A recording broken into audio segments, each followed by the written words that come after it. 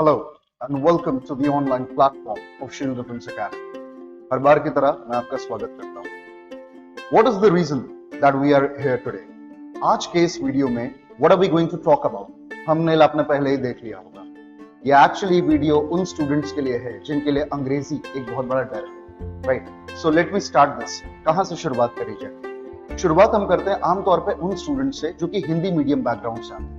आप किसी भी बैकग्राउंड से हो, आप किसी भी स्टेट से हो, डजंट मैटर। अगर आप हिंदी मीडियम बैकग्राउंड से हैं या नॉन इंग्लिश बैकग्राउंड से हैं, ये वीडियो आपके लिए वाकई में फायदेमंद साबित होगी। तो आखिर तक बने रहिएगा और मेरी बात को ध्यान से सुनिए। अंग्रेजी की जब हम बात करते हैं, whenever we talk about English, आमतौर पे सोसाइटी में और हर जगह पे आजकल एक चीज बहुत कॉमन देखी गई है कि जो लोग अंग्रेजी अच्छी बोलते हैं उनको नॉलेजेबल माना जाता है। इंग्लिश को लोग नॉलेज के सिंबल की तरह ट्रीट करते हैं। हालांकि मैं आपको एक बात बता दूं, ये गलत है। This is utterly wrong, this is totally wrong. ऐसा नहीं होता है। रही बात कॉम्पिटिटिव एग्जामिनेशन में तैयारी करने वाले स्टूडेंट्स की, मैं आपको बताता हूं, अंग्रेजी मात्र एक माध्यम है। It is just a medium to communicate, right? Please remember कि अंग्रेजी कभी भी नॉलेज का सिंबल नहीं हो सकता। हाउएवर इंग्लिश की एक वैल्यू है, और वो क्या वैल्यू है? मान लीजिए आप अगर डिफेंस की तैयारी कर रहे हैं, you should be very sure of this thing कि अगर आप सेलेक्ट होते हैं तो you can be posted in the length and the breadth of the country, from Jammu Kashmir to Kanyakumari, from Rajasthan to Arunachal, anywhere in India आपको कहीं पे भी पोस्ट किया जा सकता है। And we all know the beauty of India. India is a country of diversity. यहाँ पे अलग अलग भाषाएं हैं, अलग अलग कल्चर्स हैं। तो अगर आप कहीं पे भी पोस्ट होते हैं, क्या आप ये एक्सपेक्ट कर सकते हैं कि हर जगह आपको हिंदी बोलने वाले लोग मिलेंगे? Absolutely not.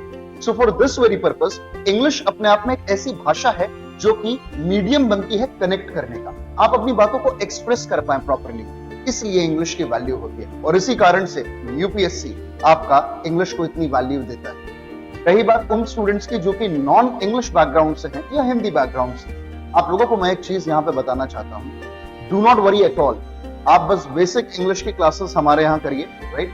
आप यहाँ पे ही नहीं, आप कहीं पे भी अगर आप अंग्रेजी को बेसिक तौर से अगर आप पढ़ रहे हैं, प्लीज रिमेंबर, डिफेंस में सेलेक्ट होने के लिए आपको एक एवरेज इंग्लिश चाहिए। आप एक स्कॉलर नहीं होने चाहिए इंग्लिश के, आपको पीएचडी डिग्री होल्डर्स नहीं चाहिए। Please remember this guys. Most importance that you understand कि इंग्लिश मात्र एक भाषा है, इसलिए इस भाषा को आप सुधारा कैसे जा सकता है, how to improve your communication skills.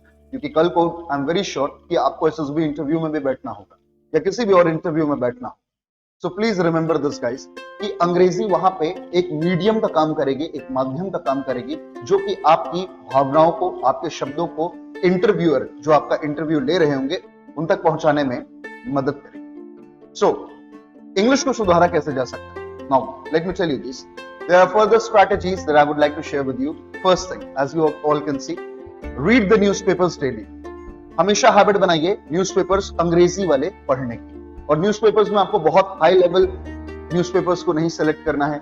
You don't have to go for the Hindu और you don't have to go for Indian Express. आप नॉर्मल कोई भी इंग्लिश का न्यूज़पेपर लीजिए, जैसे कि the Hindustan Times, Times of India, so on and so forth, right? दूसरी चीज और आप क्या कर सकते हैं? What is the next thing? Next thing ये है, जैसे कि आप देख सकते हैं, to improve your English you must have decent vocabulary. आपकी डिसेंट वोकैबुलरी होनी चाहिए। डिसेंट का मतलब यहाँ पे ये है कि आपकी बहुत अच्छी लेवल की वोकैबुलरी भी ना हो और बहुत लो लेवल की भी ना हो। ऐसे शब्द जिनको कि आमतौर पे आप लोगों ने सुना तो जरूर होगा, लेकिन उन्हें लोग याद नहीं रख पाते। ये एक प्रॉब्लम देखी जाती है अक्सर। इसके लिए तरीका क्या है? जो भी वोकैबुलरी आप सीखते हैं, try and incorporate that vocabulary into your daily language.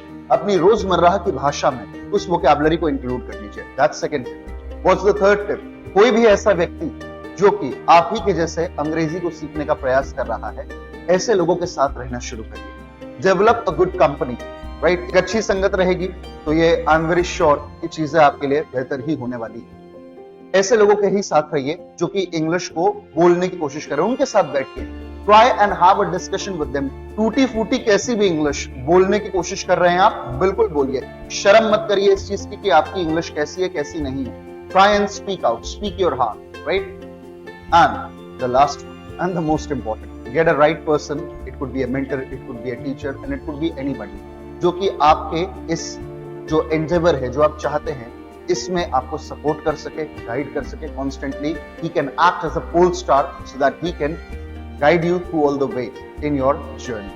So हम लोगों ने अब तक क्या क्या सीखा? ये 4 बातें हम लोगों ने सीखी, राइट, जो कि आपके सामने दिख भी रही हैं आपको।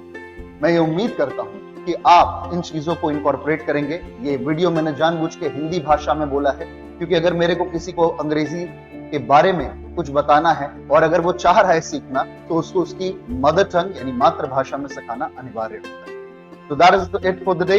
उम्मीद करता हूं कि आपको ये वीडियो समझ में आया होगा, पसंद आया होगा। And guys, if you like this initiative of yours, please do not forget to hit the like button. And if you are new to the channel, please do not forget to subscribe. Thank you. Have a great day. Bye-bye.